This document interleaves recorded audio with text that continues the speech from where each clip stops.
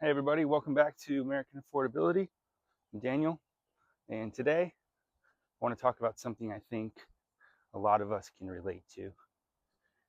Have you ever looked at your finances and thought, especially recently, have you thought, I'm working hard, I'm doing the right things, so why does it still feel like I'm barely getting ahead, right? If you felt that way lately, you're definitely not alone. I think a lot of us hear it from a lot of people in person, on television, on social media, etc. One thing I've noticed over the last really several years is that a lot of people, they feel like they're running faster and faster. It's like that proverbial treadmill, just to stay in the same place financially. Maybe you're maybe you're making more money than you were 5 years ago. Maybe you got a promotion at work. Maybe you paid off some of your debt. Maybe you paid all of your debt off. Who knows? Maybe you're doing everything people tell you to do. All the experts, the financial advisors, they tell you to do all these things. Maybe you're checking all those boxes, and yet somehow it still feels harder than it really should, especially for the United States, right? And I know for me personally, there are things that I buy today that don't feel all that different than they did 5 or 10 years ago. I mean, a trip to the grocery store, a meal at a restaurant, car insurance, streaming services, that's a big one. Even just everyday household items. I mean, individually, none of those things seem that outrageous. I mean, we know they're expensive, but they're not that wild individually. But when you start to add them all together, you'll start realizing just how much more expensive life's become. By the way, we're kind of in the flight path here for Tampa Airport, so you might hear some planes. Sorry about that. But I think that's part of why so many people are frustrated, really. They're not imagining it. The numbers really have changed. Look at these weird duck geese things I see around the neighborhood. I love them. I mean, you know, we all know that, like, I think a good baseline is $1 million isn't what it used to be, right? Retirement requires more money now than it ever did before. And I think you hear people talking about they're discovering that even when they finally start earning good money, they're really not often, they're not nearly as far ahead as what they expected they would be. So now whenever this topic comes up, somebody always says, well, people need to budget better. You hear that all the time. People need to budget better. They need to work harder. They need to make better decisions. Favorite one too is maybe they shouldn't drink so much Starbucks. I hear that a lot. I just laugh at that. But I mean, honestly, there is some truth to that. Good financial habits, they definitely matter. Budgeting definitely matters. Managing your debt matters, paying it off, right? Living below your means, that definitely matters. I completely agree with those main points. But there's another side of that conversation that really doesn't get talked about enough. There are a lot of people who are doing those exact things. They're working hard. They're being responsible, right? They're making smart decisions, and they're still struggling because the cost of everyday life has gotten so expensive. So let's talk about it. Like, take cars, for example, right? I'm not talking about luxury cars. I'm not talking about Porsches. I'm not talking about BMWs. I'm talking about a normal vehicle that gets you to work, gets you from, A to B. A new car can easily today now cost $50,000. The average used car right now is somewhere around $25,000 for a used car. And while cheaper vehicles still exist, they're getting harder to find, especially if you want a cheaper vehicle that's in good condition. Even worse though, many Americans don't have enough savings to buy a vehicle outright. So of course, what do? They finance it. Okay. So now you've got average new car payments that are approaching $750 a month. So used cars, in comparison to new cars, aren't doing much better, right? Many payments are approaching $500 a month for a used car. So think about that. For some households, a car payment is basically a second rent payment, right? So for most Americans, a car isn't a luxury, it's a requirement. Especially here, like I live in Tampa. This is definitely a car town. So I mean, whether you're commuting to work, whether you're taking your kids to school, whether you're just simply running errands, transportation is something that most people cannot avoid paying for. So another thing that caught my attention recently is the personal savings rate. Right now, Americans are saving only a small percentage of their income. After housing, food, transportation, insurance, utilities, healthcare, everything else, there's often, not much left, if anything at all. So compare that to previous generations, right? There were periods when Americans regularly saved 10% or more of their income. Today, many households are just trying to make it to the next paycheck, trying to make those ends meet. And that's one reason so many people feel financially trapped. Because when you're not building savings, every unexpected expense becomes a crisis. The car breaks down, the air conditioner quits, the medical bill shows up. Suddenly, you're scrambling, right? And if you think this is just a bunch of statistics, consider some of the stories that we're hearing from everyday Americans. I recently came across a news report it was from Durham, North Carolina. It was a YouTube video I saw that there was a reporter that was interviewing local residents about rising costs and how they're coping with them. And one man explained that while his daughter was away I think she was away on vacation, he was driving her smaller car because his SUV cost significantly more to fill up than the car did. I mean, think about that. This is not some complicated financial strategy. That's somebody looking for a practical way to save a few dollars on gas. Another woman talked about shopping almost entirely at thrift stores. She was showing off clothes that she had purchased for just a few dollars each. And the reason wasn't because she enjoys bargain hunting. She said she does it because she wants to make sure she has enough money left over for groceries. That stood out to me. She's thrifting so she can make sure she has enough money for groceries. Because these aren't stories about people making irresponsible decisions, buying one too many iced coffees at Starbucks. These are stories about people adapting. They're trying to stretch every dollar. They're looking for ways to save money. They're doing the kinds of things financial advisors recommend.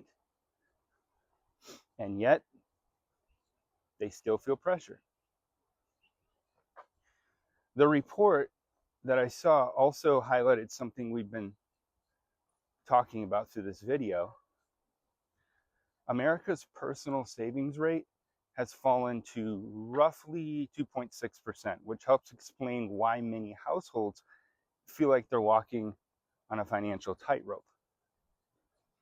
So think about how little room for error that creates. When you're only saving a tiny percentage of your income, one unexpected expense can throw your entire budget off track. I mean, you're talking about a car repair, a medical bill, appliance replacement, Suddenly you're dipping into savings, using a credit card, you're postponing something else that you needed to do. And I think that's one reason why so many people feel financially exhausted right now. They're not necessarily living irresponsibly, they're constantly making adjustments just to stay afloat.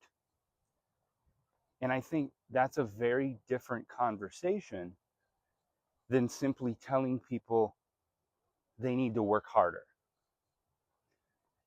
Because many of these people are already doing everything we've been told we're supposed to do. They're budgeting, they're cutting costs, they're making sacrifices, and they're still feeling the pressure. And when you're constantly cutting expenses, people start looking for ways to earn more, right? And that's one reason people talk so much about side hustles and multiple income streams these days. A lot of people aren't looking for extra income because they're trying to get rich. They're looking for extra income because they're trying to create breathing room. Maybe it's a small business. Maybe it's freelancing. Maybe it's investments. I mean, you've seen it recently with normal investments. You've seen it with crypto. Maybe it's rental income. The details are different for everyone, but more Americans are realizing that depending entirely on one paycheck can be risky, especially when expenses seem to rise faster than wages. And when income doesn't keep up, well, debt often steps in, right? Credit card debt is at record levels in our country. Auto loan debt is at record levels. Delinquencies are increasing. And for many households, debt has become the bridge between what they earn and what it costs to live. The problem is that bridge eventually runs out. You can only put so much on a credit card before the math stops working. Have you noticed how many ordinary things now feel, expensive? No other word for it. Going to the movies, taking a vacation, buying concert tickets, going out to dinner, even just, grabbing a cup of coffee. I'm not a coffee drinker, but I got plenty of friends and family that are, and I know how expensive it is. Everything seems to have a premium version now. Remember when checking a bag on a flight was included? Don't make fun of how I say bag. It's my Wisconsin accent. Remember how streaming services, though, were supposed to save us money on our bills, compared to cable? But little by little, companies have found ways to charge extra for things that used to be just, standard. And while each increase may seem small, they add up over time. Streaming services charge extra for features that, they used to just be included, right? Now there's like 3 different versions of Netflix. But airlines, now they're charging for seats and bags and boarding and everything else. Companies have, they've basically figured out how to create different tiers for almost every product and service. And while that's great for profits, it often leaves consumers feeling like they're paying more and getting less, right? So this is what a lot of people will call the hamster wheel problem. You get a raise, then your insurance goes up, your groceries cost more, your utility bill increases, gas gets more expensive, property taxes go up, your subscriptions get more expensive, and suddenly that raise doesn't feel like a raise anymore. It feels like you're running harder without actually moving forward. And honestly, I think that's the feeling a lot of people are experiencing right now. Not that they're failing, not that they're irresponsible, just that they're exhausted.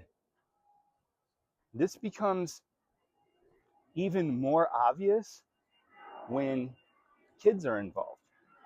Families are making major life decisions based on costs. Some are having fewer children. Some are delaying having children. Some are looking at homeschooling because childcare costs have become overwhelming. And these aren't just lifestyle choices anymore. For many people, they're financial decisions. And those decisions have long-term effects on families and society as a whole. Then there's the job market. Even people who currently have jobs are nervous.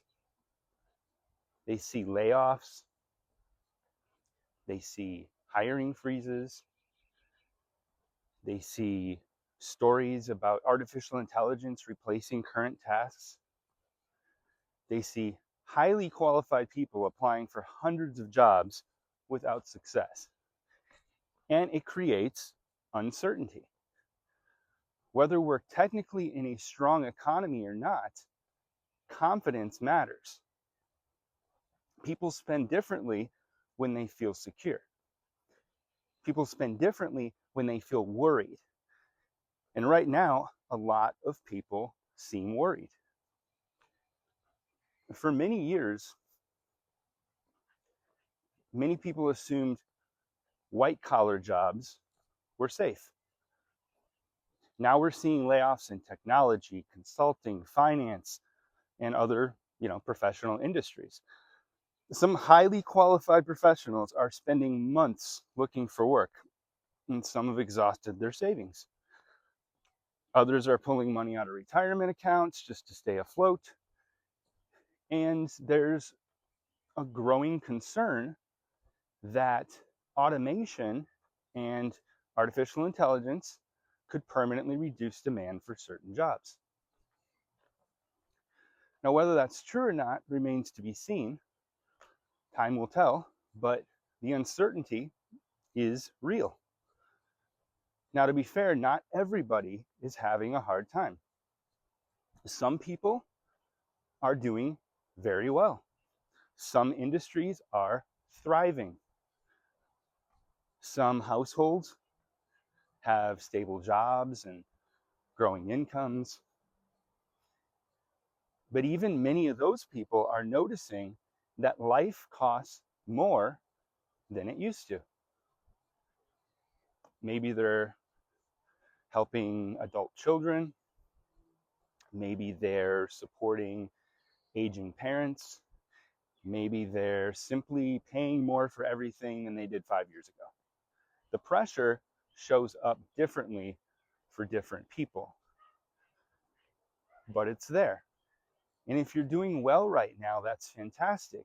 Keep saving, keep investing, keep building options for yourself and for your family. Don't assume that today's stability is guaranteed forever. And if you're struggling, understand that you're definitely not alone. A lot of hardworking, responsible people are finding it difficult to get ahead right now. The combination of higher living costs, rising debt, declining savings rates, inflation, and uncertainty in the job market has created a real challenge for millions of Americans. And the goal isn't to complain. The goal is to understand what's happening around us so we can make better decisions moving forward. Because while the challenges are real, opportunities still exist. The people who stay flexible, keep learning, and continue looking for solutions will put themselves in the best position for whatever comes next. And if you found yourself wondering, I'm working hard, I'm doing the right things, so why does it still feel like I'm barely getting ahead? Hopefully this video helped explain why so many Americans are asking that same question today. And I'm curious, do you feel like you're getting ahead financially right now? Or do you feel like you're running faster just to stay in the same place? Let me know down in the comments, and I will definitely respond in some future videos. If you found today's discussion helpful, I'd appreciate a like and a subscription if you wouldn't mind. It really will help the channel grow, and it helps more people find these conversations. Keep learning, keep adapting, and keep moving forward. That's all you can do, right? I'll see you on the next one.